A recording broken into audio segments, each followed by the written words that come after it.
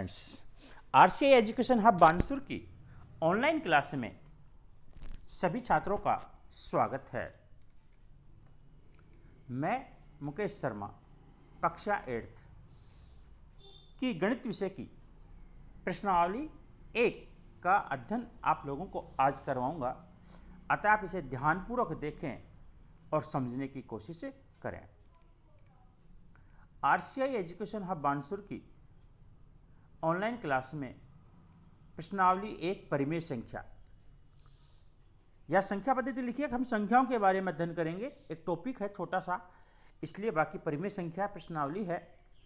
इसको प्रश्नावली को अध्ययन करने से पहले हमें महत्वपूर्ण जो परिभाषाएं होती हैं उसके बारे में अध्ययन करना होगा। तो क्या क्या है महत्वपूर्ण परिभाषाएं, जिसमें सबसे पहले है प्राकृत संख्याएं। वे संख्याएं जो 1 से शुरू होकर अनंत तक जाती हों, अर्थात अनंत तक हो, प्राकृत संख्याएं कहलाती हैं।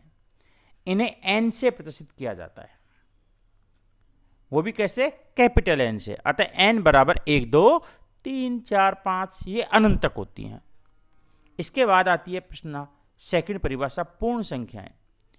यदि प्राकृत संख्याओं में शून्य को मिला दिया जाए, किसको? शून्य को मिला दिया जाए तो पूर्ण संख्याएं कहलाती हैं। यह इसकी सेकंड परिभाषा है। वे संख्याएं जो 0 से शुरू होकर अनंत तक हो, पूर्ण संख्याएं कहलाती हैं। प्राकृत में क्या होता था? 1 से शुरू। पूर्ण में कहां से होता है? 0 से शुरू होकर। और इन्हें W से प्रदर्शित किया जाता है, अर्थात W बराबर 0 1 2 3 4 5। अब आपके सामने समस्या आएगी कि सर जी प्राकृत संख्याओं को तो 1 से क्यों, पूर्ण संख्याओं को 0 से क्यों? बिल्कुल सिंपल सा आंसर है। हम प्रकृति में जो भी चीज गिनते हैं, चाहे पेड़ों को गिने या हमारे क्लास में बैठे स्टूडेंटों को गिने या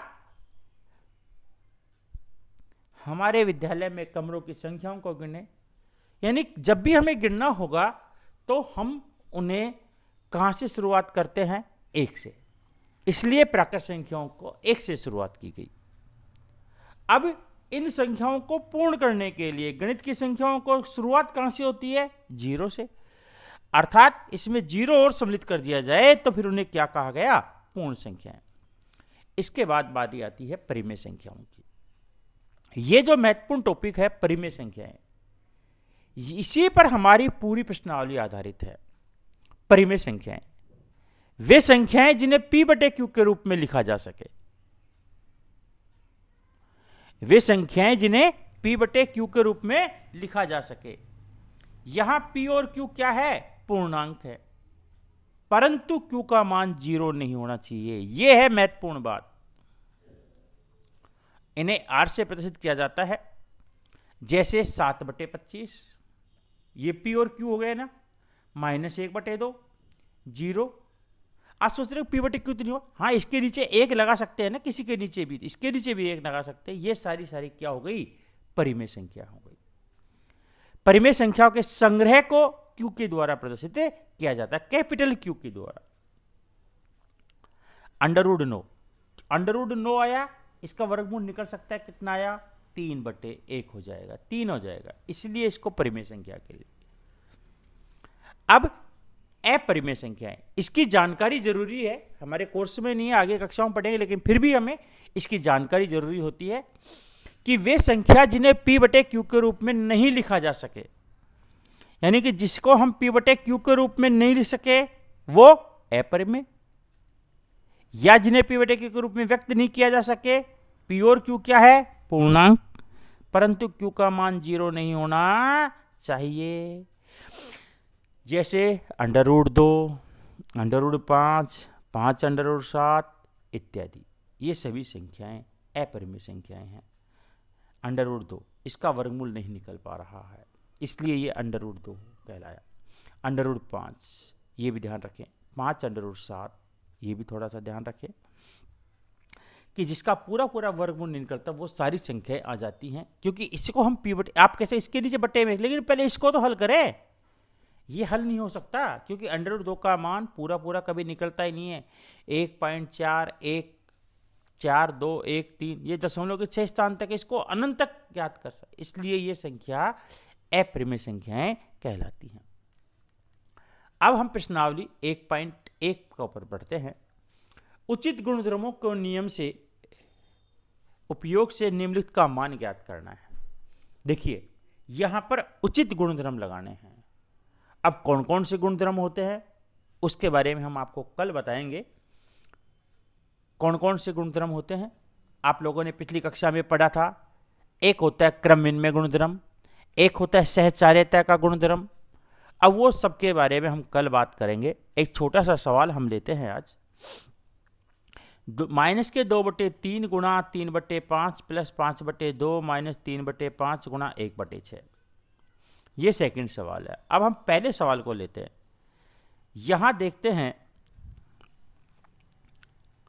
तो हमने क्या किया, ये 3 से 3 कट गए, कट गए नहीं कट गए, बिल्कुल कट गए। -2/5 हो गए, प्लस के 5/2, 3 से 6 कट गया, कितनी बार, 2 बार, माइनस के 1/10 हो गए, तो 5 दूनी 10 हो गए ना। अब इन तीनों का लसागु ले लीजिए, कितना आ गया, 10 हो गया। या कितने चढ़ गए, 2, 2 दूनी 4, 5 चढ़ गए, 5 25, 1, माइनस का 4 प्लस के 25 माइनस के, अब माइनस माइनस के जोड़ दिए 5, 25 में से 5 गए तो 20/10। तो ये पूरा का पूरा सवाल हमारा बोडोमास के नियम पे आधारित होता है। बोडोमास का मतलब क्या होता है कि सबसे पहले ब्रैकेट हल करते हैं, फिर हम भाग के चिन्ह को हल करते हैं, फिर गुणे के चिन्ह को हल करते हैं, और लास्ट में जोड़ और फिर बाकी को हल कर लेते हैं।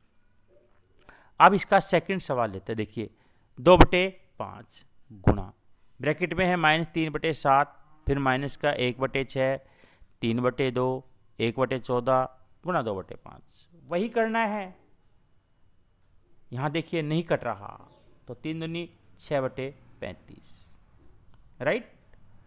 3 से 6 को काट दिया, 2 बार कट गया, 1/4 हो गया। 2 से 14 कितनी बार कटता है, 7 बार, 7 पंजू 35। अब इन दोनों का लसागु ले लेंगे। अब हमारे पास दो तरीके होते हैं, ये दोनों का 35 का लसागु एक साथ ले लिया, इसको एक बार ले लेंगे।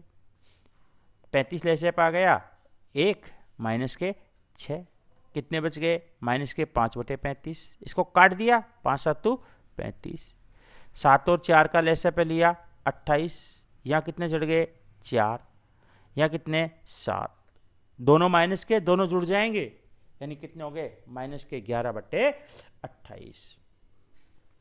इस प्रकार से हमारी प्रश्नावली 1.1 का एक पहला सवाल आज हल हुआ है। सभी छात्रों को इन परिभाषाओं को होमवर्क की कॉपी में उतारनी है, और पहले सवाल के 20 सवाल को भी आपको होमवर्क में करना है। धन्यवाद।